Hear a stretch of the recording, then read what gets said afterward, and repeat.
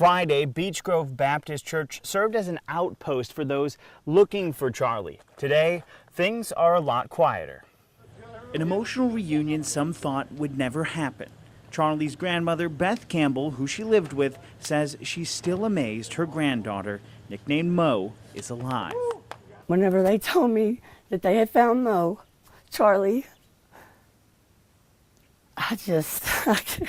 And Campbell says another member of her family, this is our hero right here.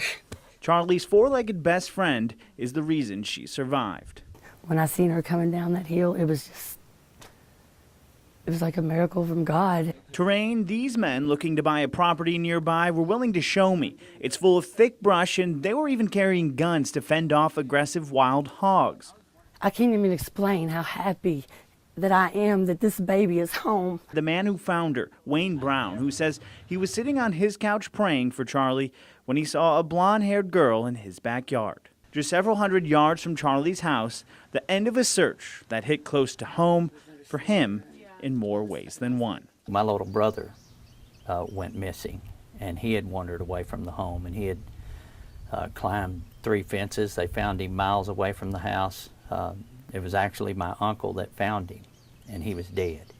A tragedy avoided as Brown offered water to Charlie and called 911, questions still lingering. They've been all over this place, and how did they not find this child and then she just show up where the search has been? How does that happen?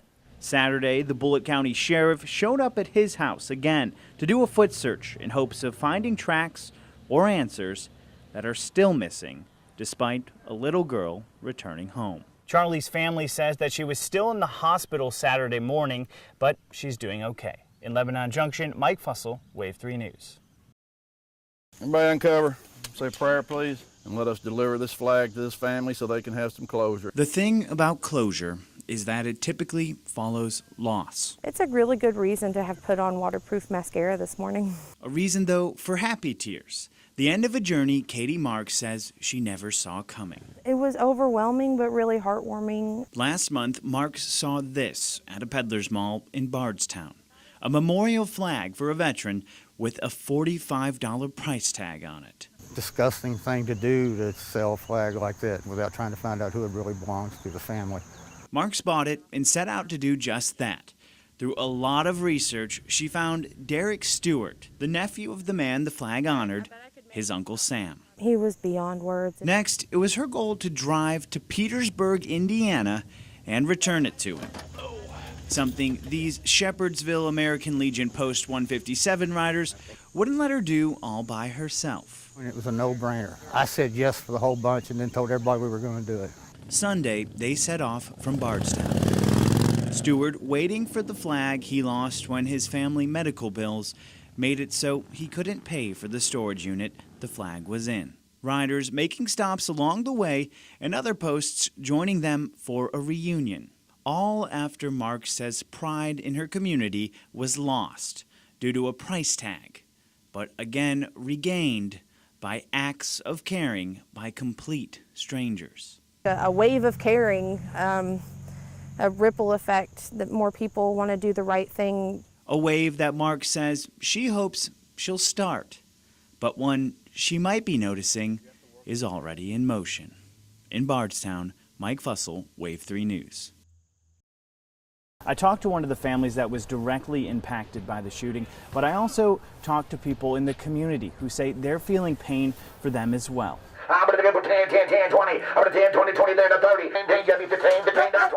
It may seem intense, but this is where auctioneer Billy Collins finds comfort. He sees some odd items at the J-Town Police Department public auction, but it's all normal to him. But this week, for some in J-Town, the normal, the everyday, a typical mundane trip to the grocery store turned terrifying. I think they're doing a great job of trying to cope with it in the first place. Collins says he applauds the work of the city and the police department he was standing in Saturday. That's just trying to make sure the community stays together, so tough time for everybody. A tough time those across town are healing through. Some bearing scars they say will never disappear. The shadows of death is not at the graveyard. Are you listening? is right here in our community. A vigil Saturday held in honor of Vicki Jones, killed in the Kroger parking lot Wednesday. We don't know where to look for answers. Friends and family, including her sons, shedding tears as her normal seat at the Church of Living God now empty. Sister Vicki sat and sang in a choir. Those at the church say she gave out candy often and her voice was wonderful. My heart. Jones's nephew, Kevin Gunn, says he shared many memories with his aunt, like when she'd keep him in line for talking in this very church. That look of stop, you know. Gunn couldn't help but cry too. His aunt, with a big personality and an even bigger heart, was no longer there. But those who loved her just as much as he did were. It felt like a hug. Jones's nephew says that even after the vigil today and after the funeral next week, the fight for change is far from over for the family. In Louisville, Mike Fussell, Wave 3 News. Homemade peach cobbler. Thank you. Thank you. 8-year-old Carly Martin is closing sales. Made by me. There you go. And she's doing it with a pitch just as sweet as the cobbler on her menu. Would you like some homemade peach cobbler? How could you say no? Take it from her grandmother, who knows there's something special in these containers. Now, Carly has also did some tweaking to this recipe of her own, which she has a secret recipe. A secret recipe, but a very visible work ethic that's helping her transform her passion into profit for the first time in her life. What do you say? You're welcome. You say thank you. Thank you. And enjoy. Enjoy. She's getting used to it, but she's in the right place to do so. You know, from the lemonade stand, this is kind of the next step. A kidpreneur market of young business owners is a new addition to the Louisville Independent Business Alliance's Buy Local Fair this year. The small one only costs $1. And Carly's grandmother says the savvy she's seeing in her granddaughter Sunday comes from somewhere familiar. Her daughter, Carly's mom, was also a kidpreneur.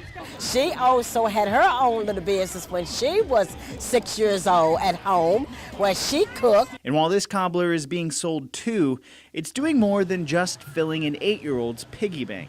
She said, what can I do with the money that I make to help others? And while her business is devoted to giving, there was one thing Sunday Carly wasn't handing out: her recipe. And as you know, I can't tell the secret. In Louisville, Mike Fussell, Wave 3 News. It's often said that thinking ahead in chess is the key to success. I have a long list of typical tournament rules. But judging from these slightly nervous faces, the forethought is the toughest part. I'll see my opponent at the table, and then I'll kind of be like, oh, is he good? He looks good. And while that may be the initial concern, when these young minds start picking up and picking off the pawns, an ounce of fear turns into full force focus. My plan for checkmate. Mostly all the time I'm thinking of my plan for checkmate. Electronics, scholarships, and even internships are on the line. Kids get pumped up. You would get pumped up like if you had a chance to win something. Organizers of the second annual Alpha Phi Alpha Chess Open Tournament in Louisville say they want to offer kindergartners to college students prizes, but also opportunities. Every move you make on that chessboard provides for consequences that you have to deal with.